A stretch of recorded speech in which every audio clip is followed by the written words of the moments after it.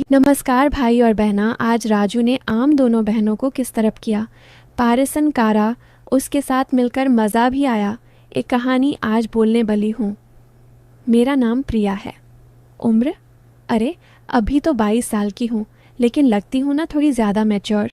मतलब बॉडी वैसी है जो लड़कों की नज़रें खींच लेती है।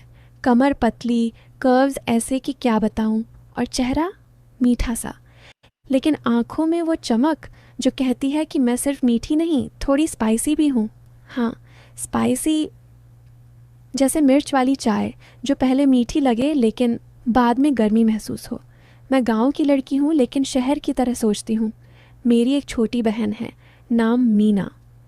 वो 20 साल की है, मुझसे थोड़ी शर्मीली, लेकिन फिगर वैसा ही टाइट, अनअट्रैक्टिव।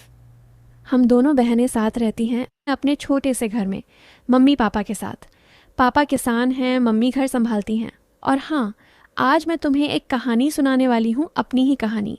इसमें राजू है, वो लड़का जो हमारे गांव में रहता है। राजू, अरे वाह क्या लड़का है वो। लंबा गोरा, मसल्स ऐसे कि शर्ट के अंदर से उभरते नजर आते हैं। वो हमारे पड़ोसी का लड़का है, लेकिन हमारे घर आता जाता रहता है। कहानी शुरू होती है उस दिन से जब राजू पहली बार हमारे घर आया था, कुछ अलग तरीके से। तो सुनो, वो सुबह का समय था। सूरज अभी अभी निकला था लेकिन गर्मी शुरू हो चुकी थी। मैं किचन में चाय बना रही थी, मीना बाहर आंगन में झाड़ू लगा रही थी। मम्मी खेत की तरफ गई हुई थी, पापा पहले ही निकल चुके थे।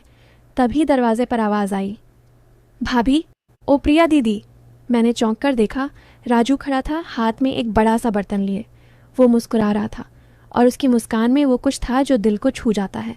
मैंने कहा, अरे राजू, आओ ना अंदर, क्या लाए हो। वो अंदर आया, बर्तन टेबल पर रखा और बोला, दीदी, माँ ने दही भेजा है, कह रही थी कि तुम्हारी मम्मी को पसंद आएगा। मैंने बर्तन खोला। दही ताज़ा था, ऊपर से मलाई वाली, लेकिन राजू की नज़रें, वो मेरी तरफ देख रहा था जैसे दही नहीं कुछ और देख रहा हो। मैंने हल्के से मुस्कुराकर कहा, वाह राजू, कितना गाढ़ा दही है, लगता है अच्छे से जमाया है। वो हंसा, हाँ दीदी, ज़माने में तो मैं माहिर हूँ, चाहे दही हो या कुछ और। उसकी बात में वो डबल मीनिंग था, लेकिन मैंने अनदेखा किया।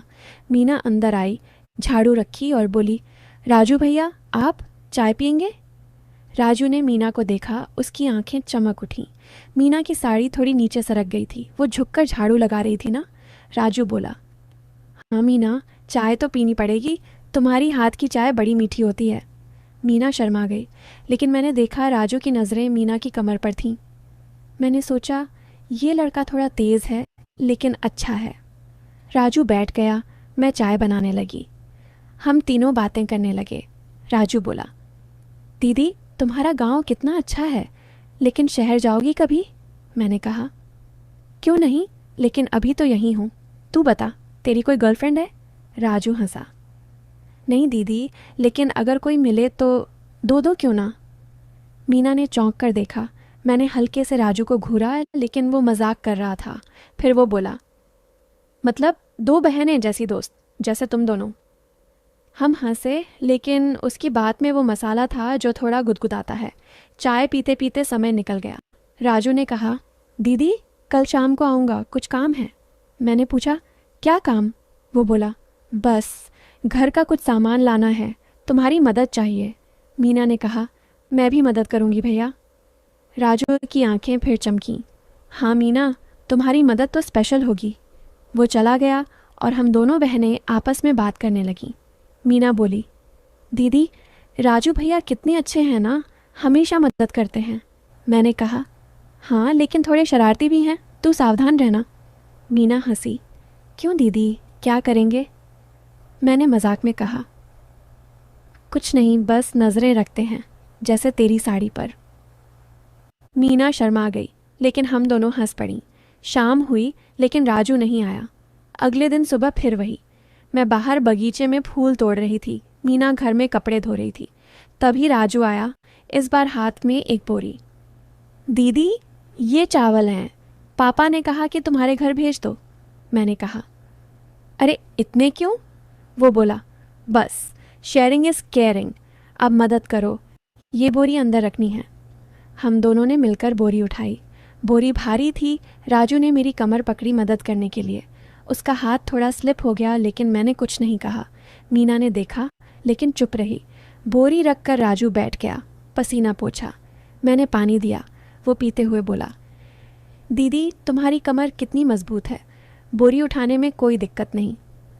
मैंने डबल मीनिंग समझकर कहा, हाँ राजू, मजबूत तो है लेकिन कभी कभी दर्द भी होता है। वो हंसा। दर्द? मैं दबा दूं? मीना ने सुना। वो हंस पड़ी। भैया आप भी ना। लेकिन बात में वो मसाला था। हमने बातें की। राजू ने बताया कि वो गांव के स्कूल में पढ़ाता है कभी कभी। बच्चों को पढ़ाना अच्छा लगता है, वो बोला। मीना ने कहा, वाह भैया आप टीचर भी हैं। राजू बोला, हाँ लेकिन स्पेशल सब्जेक्ट में, जैसे लाइफ लेसन्स। मैंने पूछा, कैसे लेसन्स? वो बोला, जैसे कैसे चीज़ें हैंडल करें, सॉफ्टली या हार्डली। हम हंसे, लेकिन उसकी बातें थोड़ी थरकी वाली लग रही थीं, लेकिन अच्छी भी। दिन बीतते गए। राजू रोज़ आने लगा। कभी फल लाता, कभी सब्ज़ी। एक दिन वो आया, हाथ में एक पुरानी किताब। दीदी ये किताब है, पढ़ोगी? मैंने देखा। किताब पुरानी कहानियों की थी। मीना ने कहा, क्या कहानी है भैया? राजू बोला, प्यार की कहानी, 2 बहनों और एक लड़के की। मैं चौंकी।